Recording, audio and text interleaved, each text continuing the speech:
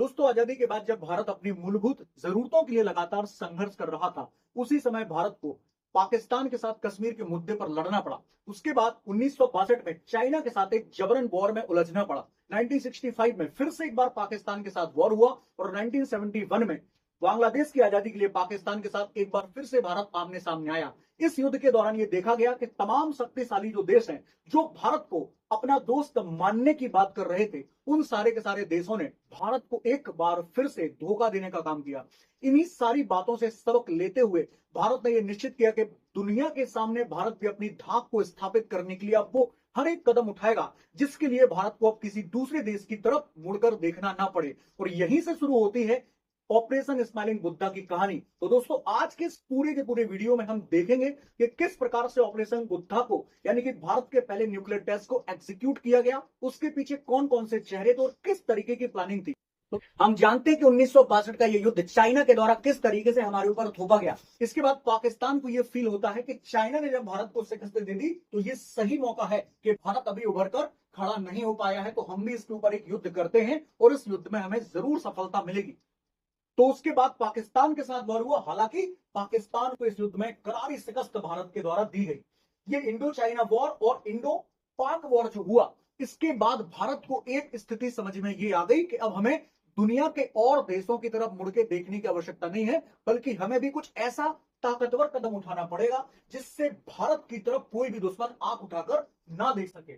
तो 1962 और 65 के युद्ध के बाद भारत ने इस चीज को महसूस किया कि भारत को भी अब शक्ति संपन्न होना पड़ेगा। इसी के लिए भाभा एटॉमिक रिसर्च सेंटर के चीफ, जिनका नाम था होमी जहांगीर भाभा, इनके द्वारा भारत सरकार के सामने ये प्रस्ताव रखा गया कि आप अगर हमें कुछ महीने का समय, यानी कि लगभग 18 महीने का समय आप हमें देंगे, तो हम भी न्यूक्लियर वेपन जो है बना सकते हैं, डेवलप कर सकते हैं। इसको लेकर उस जमाने के प्रधानमंत्रियों के साथ भाभा एटॉमिक रिसर्च सेंटर, यानी कि बात करें होमी जहांगीर भाभा जो है, उनकी लगातार मीटिंग्स वगैरह हुई। उन्होंने सारी की सारी चीजें जो है सरकारों को बताई कि किस तरीके से हम इस प्रोजेक्ट को एग्जीक्यूट कर सकते हैं। इसके कुछ समय के बाद हमें जानकारी मिलती है कि 24 जनवरी 1966 को होमी जहांगीर भाभा की एक प्लेन क्रैश में मौत हो जाती है। संदिग्ध परिस्थितियों में यह मौत होती है और इसके पीछे आज भी एक कॉन्स्पिरेसी थ्योरी जो है काम करती है। लोग मानते हैं कि सीआईए के द्वारा, जब सीआईए को यानी कि अमेरिका को यह बात फील हो गई कि भारत जो है कुछ बड़ा करने वाला है और भारत को इस काम में मदद देने वाला एक महत्वपूर्ण व्यक्ति है जो है होमी जहांगीर भाभा, तो कहा जाता है कि उसकी साजिश, उन लोगों की साजिश के तहत इनको क्या है, प्लेन क्रैश में मारा गया।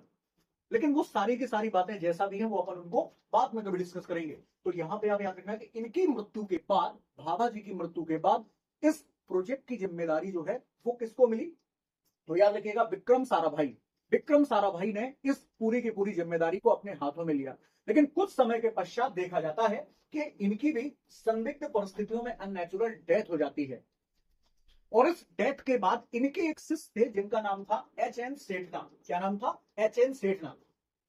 तो याद रखिएगा कि ये जिम्मेदारी एच.एन. सेठना को, यानी कि होमी सेठना को ये जिम्मेदारी दी गई और उन्होंने सरकार से ये कहा, यानी कि उस जमाने की सरकार से ये कहा कि आप अगर हमें पर्याप्त तौर पर मदद देते हैं तो हम इस प्रोजेक्ट को एग्जीक्यूट कर सकते हैं। अब ये वो समय था जब 1971 का बांग्लादेश वाला वॉर चल रहा था। भारत बांग्लादेश की आजादी के लिए लगातार पाकिस्तान के साथ अलग अलग मोर्चों पर लड़ रहा था और यही समय ऐसा था जिस समय भारत के जितने भी दोस्त कहने का ढिंढोरा पीटते हैं ऐसे देश, उन सारे के सारे देशों ने क्या किया, भारत का विरोध किया।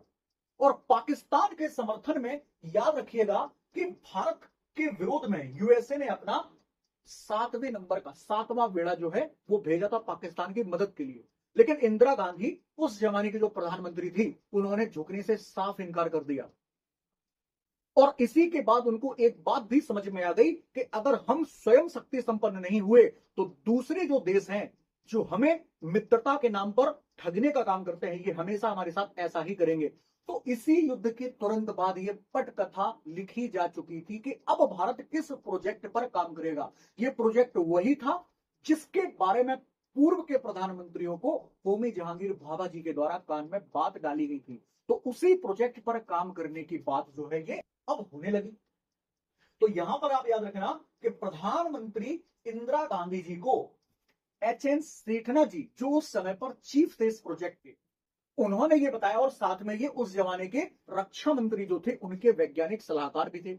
उन्होंने ये बताया कि सर अगर हमें 18 महीने का समय और लगभग 20 किलोग्राम के आसपास प्लूटोनियम मिल जाए तो हम परमाणु बम यानी कि न्यूक्लियर वेपन को डिजाइन कर सकते हैं और उसके बाद इसकी टेस्टिंग कर सकते हैं। तो प्रधानमंत्री जी ने यह कहा कि इसमें समस्या क्या है, आप तो इस प्रोजेक्ट को लेकर आगे बढ़िए। तो एच.एन. सीठना साहब ने यह कहा कि साहब हमारे पास जो प्लूटोनियम है, अभी इस प्लूटोनियम का उपयोग हम भाभा एटॉमिक रिसर्च सेंटर में लगे हुए पूर्णिमा नाम के रिएक्टर में करते हैं। और ये जो मटेरियल का सप्लाई हमें प्लूटोनियम का होता है, ये कनाडा की गवर्नमेंट हमें करती है और हमारा उसके साथ परमाणु करार है कि हम इस प्लूटोनियम का उपयोग सिर्फ और सिर्फ पूर्णिमा रिएक्टर को चलाने में कर सकते हैं और किसी काम में नहीं, ये हमारा करार है। तो उस समय के प्रधानमंत्री जी के द्वारा यह कहा गया साफ शब्दों में कि आप डिप्लोमेटिक चीजों को छोड़िए, वो मैं सब डील कर लूंगी, आप तो एक काम करो, इस प्रोजेक्ट को आगे बढ़ाओ और उसी प्लूटोनियम का हम यूज अपने इस न्यूक्लियर वेपन को बनाने में करेंगे। तो लगभग बात अगर की जाए तो 1973 तक आते आते लगभग जो मटेरियल लेवल की जो प्रॉब्लम थी यानी कि मटेरियल को अरेंज करने की बात थी, इस काम को पूरा कर लिया गया था। और मटेरियल अरेंज करने वाली जो बात है ये 1973 तक ये पूरी हो गई थी। इसके बाद बात करते हैं कि उस जमाने में एटॉमिक एनर्जी के चीफ जिनका नाम था राजा रमन्ना, इनके नाम पर आर कैट नाम से इंदौर में एक सेंटर भी आप सभी लोग शायद जानते होंगे। तो आर कैट जिनके नाम पर है राजा रमन्ना जी, जो एटॉमिक एनर्जी के उस जमाने में चीफ थे, इन्होंने किताब लिखी थी अपनी बायोग्राफी के ईयर्स ऑफ पिलग्रिमेज। इस किताब में उन्होंने ये बात कही थी कि जब इस प्रोजेक्ट पर चर्चा चल रही थी तो स्थान चयन की बात सबसे पहले सामने आई कि हम ये न्यूक्लियर टेस्ट अगर करेंगे भी तो कहां पर करेंगे। तो जब सर्वे किया गया तो राजस्थान का जो पोखरण नाम का स्थान है उसे सबसे पहले चुना गया। कारण ये था, इन्होंने ये कहा कि साहब न्यूक्लियर टेस्ट को करने के लिए हमें एक ऐसे स्थान की जरूरत है जहां पर पॉपुलेशन बिल्कुल कम हो, अगर नहीं भी हो तो और अच्छा है। और उसके साथ साथ चूंकि ये परीक्षण भूमिगत होने हैं यानी कि अंडरग्राउंड होने हैं, तो इन परीक्षणों के लिए ऐसी जगह होनी चाहिए जिसमें जमीन के अंदर जो संसाधन होते हैं यानी कि खनिज संपदा जो भी होती है वो संसाधन वहां ना के बराबर हो। तो ऐसी भूमि के लिए जो चयन है वो किसका किया गया, पोखरण नाम के स्थान का चयन किया गया। तो इन्होंने ये ऑटोबायोग्राफी में ये सारी की सारी बातें मेंशन की थी। आगे हम बात करते हैं कि स्थान के चयन के बाद जब पोखरण टेस्ट के बाद वहां पे कुछ लोगों से बात की गई, एक्सपीरियंस लिया गया है ना, उनकी प्रतिक्रिया ली गई कि बताइए उस जमाने में जब पोखरण का प्रोजेक्ट चल रहा था तो आप लोगों की क्या प्रतिक्रिया थी, किस तरीके से भूमि वगैरह आवंटित की गई थी, कैसे भूमि का चयन हुआ, सारी चीजें। तो ये उस जमाने में बात करें, इनके पिताजी ये वहीं के क्षेत्र के रहने वाले हैं, खुतलाई नाम का एक गांव है, वहां के प्रिंसिपल है विष्णु साहब। इन्होंने बताया कि हमारे पिताजी ने ये बताया था कि जिस समय पर पोखरण की साइट का चयन किया जा रहा था तो हमें तो इसके बारे में कोई जानकारी नहीं थी, बस ये था कि कुछ अधिकारी आए, उन्होंने भूमि अधिग्रहण करने की बात कही और ये कहा कि हम आपकी भूमि जो है 4 रुपए बीघा के हिसाब से खरीदेंगे। लेकिन चूंकि रेट जो था वो बहुत कम था, तो इस प्रोजेक्ट को लेके या इस जमीन के अधिग्रहण को लेके, एक्सक्लूजन को लेके सरकार का लोगों ने विरोध किया। तो अब सरकार का प्रोजेक्ट क्या था, वो तो क्लियर था कि उसको करना ही है ये। अब भूमि उसके मामले में इतना बड़ा रोड़ा नहीं हो सकती, इसलिए सरकार ने मुआवजे की रकम जो है वो बढ़ा दी और कह दिया कि हम 20 रुपए प्रति बीघा के हिसाब से आपको जमीन देंगे। तो लोगों को मजबूर किया गया, लेकिन जब लोग नहीं माने तो फिर 20 रुपए प्रति बीघा के हिसाब से उस भूमि को खरीदा गया। कहां पर, पोखरण में। और फिर न्यूक्लियर टेस्ट कराने का काम जो है वो आगे हुआ। अब बात करते हैं कि साहब उस समय पर जब भूमि का चयन हो गया तो भूमि का चयन के बाद वहां पर न्यूक्लियर टेस्ट करने के लिए अंडरग्राउंड एक बहुत बड़ा यानी कि 107 के लगभग फीट का गड्ढा खोदा जाना था, जिसके अंदर जो न्यूक्लियर वेपन है उसकी साफ्ट को अंदर लेकर जाना था कुएं में। तो वहां पर कुएं का चयन किया जाना था, मतलब भूमि का चयन करके वहां पर एक सूखा कुआं खोदना था, मतलब कुआं खोदने के बाद उसमें पानी न निकले। तो कुआं खोदने के लिए अब चूंकि लोकल के लोगों की मदद तो ले नहीं सकते, क्योंकि अगर लोकल कोई लोगों की मदद लेंगे तो सीधी सी बात है कि कहीं ना कहीं वो सारी चीजें डिस्क्लोज हो जाएंगी। तो कुआं खोदने के लिए क्या किया गया कि जोधपुर की 61वीं जो रेजिमेंट है वो बंकर बनाने और पुल बनाने में एक्सपर्ट थी।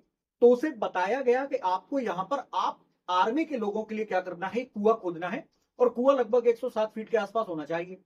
तो उन्होंने कुआं खोदा, तो एक दो बार कुएं खोदे गए तो उस कुएं में क्या निकलने लगा, पानी निकलने लगा। लेकिन जो साइंटिस्ट थे उनको तो न्यूक्लियर टेस्ट करना था, तो उसके लिए उनको एक सूखा कुआं चाहिए था। तो आर्मी के अफसरों ने यानी कि जो आर्मी के जो लोग थे उन सारे लोगों ने जब कुआं खोदा और उसमें जब पानी निकला तो वो सारे के सारे लोग बहुत प्रसन्न हो गए, क्योंकि पोखरण जैसे स्थान पर अगर पानी निकल रहा है तो ये बहुत अच्छी बात है। लेकिन वैज्ञानिक इस बात को लेकर नाराज थे। फिर क्या किया गया, भूमि का सर्वे कराया गया कि कहां पर ऐसी जगह मिल सकती है अपने को जहां पर पानी खोदने पर ना निकले। तो पास के ही खुदलोई नाम के गांव के जल विशेषज्ञों को बुलाकर उस जमीन का मुआयना करवाया गया। मुआयना करके फिर जगह निर्धारित हुई कि यहां पर अपन कुआं खोदेंगे तो यहां पर पानी नहीं निकलेगा। तो पानी जब उस कुएं से नहीं निकला, आसपास के क्षेत्रों में खबर फैल गई कि आर्मी के अफसर जो है वो बार बार बहुत सारे कुएं खोद रहे। तो वहां पर इस तरीके की अफवाह फैलाई गई, ऐसी बात कही गई कि जो आर्मी के ये जो कुएं आर्मी के लोग खोल रहे हैं ना, ये आर्मी के लोग नहीं बल्कि ओएनजीसी के लोग हैं, और ओएनजीसी जो है यहां पर कुएं खोदने का काम कर रही है। और आर्मी को यह बताएगा कि भूकंप जैसी कुछ चीजों का परीक्षण चूंकि करना है, इसलिए हम ये कुएं खुदवा रहे, क्योंकि इस चीज को बहुत ज्यादा डिस्क्लोज करके नहीं रखा जा सकता। ये सारी चीजें कॉन्फिडेंशियल थी, कुछ लोगों तक ही सीमित थी। तो यहां पर कुआं खोदने से जो आर्मी के जो कर्मचारी थे, नीचे के आर्मी के जो ऑफिसर्स थे, उनसे नीचे के रैंक के लोगों ने कुआं खोदने से मना कर दिया, जो लोकल के कमांडर थे। उसके बाद फिर उस जमाने के रक्षा प्रमुख, जिनका नाम था गोपाल गुरुनाथ वेलूर, है ना, गोपाल गुरुनाथ वेबूर नाम के व्यक्ति जो थे, इन्होंने क्या किया, आर्मी के उन लोगों से जाके मिले और उन्होंने ये कहा कि ये भी हमारा ही काम है, देश के लिए काम हो रहा है, इसलिए तुमको ये काम करना पड़ेगा। तो इन सारे लोगों ने मिलकर क्या किया, वहां पर कुएं खोदने का काम किया। यह है 61वीं रेजिमेंट जोधपुर की। इन्होंने कुआं खोदा और साफ्ट वगैरह को डालने का जो काम था, ये काम प्रॉपर तरीके से होने के लिए कुआं तैयार था। अब आगे क्या होना था, तो यहां पर आप समझिए कि इस सारे के सारे प्रोजेक्ट को आखिरी रूप देने के लिए कुएं का काम जो है लगभग 15 फरवरी 1974 तक हो चुका था। न्यूक्लियर टेस्ट हम जानते हैं मई के महीने में हुआ था, और ये कुआं खोदने का काम फरवरी के महीने में हो चुका था। अब इसके बाद आखिरी जो प्लान चल रहा था कि भैया इस प्लान को एग्जीक्यूट हम कैसे करें, कौन कौन से लोग शामिल होंगे, कैसे करेंगे, इनको लेकर एक मीटिंग होनी थी। तो अप्रैल के महीने में 1974 में प्रधानमंत्री कार्यालय में प्रॉपर मीटिंग होती है। मीटिंग को बहुत ज्यादा सीक्रेट रखा जाता है, और मीटिंग में कुछ चुनिंदा लोग ही थे जिन तक ये बात पहुंचनी थी। तो याद रखना, पहली बार बार्क, और बार्क के साथ साथ बात करें डीआरडीओ, ऐसे प्रोजेक्ट पर पहली बार साथ में काम कर रहे थे, जिसमें डीआरडीओ के साइंटिस्ट भी थे और पार्क के साइंटिस्ट यानी कि भाभा एटॉमिक रिसर्च सेंटर के साइंटिस्ट भी थे। तो इस मीटिंग में कितने लोग थे प्रधानमंत्री जी के साथ, तो सबसे पहले तो उनके निजी सचिव जिनका नाम था पीएन हक्सर, ये वहां पर मौजूद थे। इसके अलावा एक और व्यक्ति जो अर्थशास्त्री थे जिनका नाम था पीएन नाग चौधरी, ये भी वहां पर मौजूद थे। इसके साथ एक और व्यक्ति राजा रमन्ना, जो उस प्रोजेक्ट के चीफ थे, यानी कि इन्हीं के अंडर में ये पूरा प्रोजेक्ट जो है चल रहा था। और इसके साथ चौथे जो व्यक्ति थे वो तो एच.एन. सेठना, जिनके बारे में आपको बता चुका हूं कि उस जमाने के तत्कालीन रक्षा मंत्री के वैज्ञानिक सलाहकार थे। तो ये भी शामिल थे, यानी कि मेन प्रोजेक्ट जो है ये दो लोग लीड कर रहे थे। मेन प्रोजेक्ट ये दो लोग लीड कर रहे थे। एक और व्यक्ति अभी आएंगे साहब, वो आगे अभी आएंगे, मैं आपको बताऊंगा। तो इतने लोगों के साथ में मीटिंग हुई और मीटिंग में डिसाइड किया गया कि अपने को ये प्रोजेक्ट आगे बिल्कुल एग्जीक्यूट करना है, इसमें पीछे मुड़ने की बात अब नहीं है। अब क्या होता है साहब, डिसाइड किया जाता है उसी मीटिंग में कि हम इस टेस्ट को किस दिन करेंगे और टेस्ट को करने का नाम क्या होगा, प्रोजेक्ट का नाम क्या रखा जाएगा। तो दिन चुना गया 18 मई का, और 18 मई के दिन होती है बुद्ध पूर्णिमा। तो बुद्ध पूर्णिमा का दिन रखा गया, डिसाइड किया गया कि इसी दिन हम न्यूक्लियर टेस्ट करेंगे, और टेस्ट का नाम रखा गया, यानी कि उस ऑपरेशन का नाम रखा गया operation smiling Buddha. Operation smiling Buddha, जो भारत का पहला न्यूक्लियर टेस्ट था, यानी कि हमने शांति के लिए उस बम को बनाया था ताकि हमारे क्षेत्र में आकर कोई क्रांति न कर सके।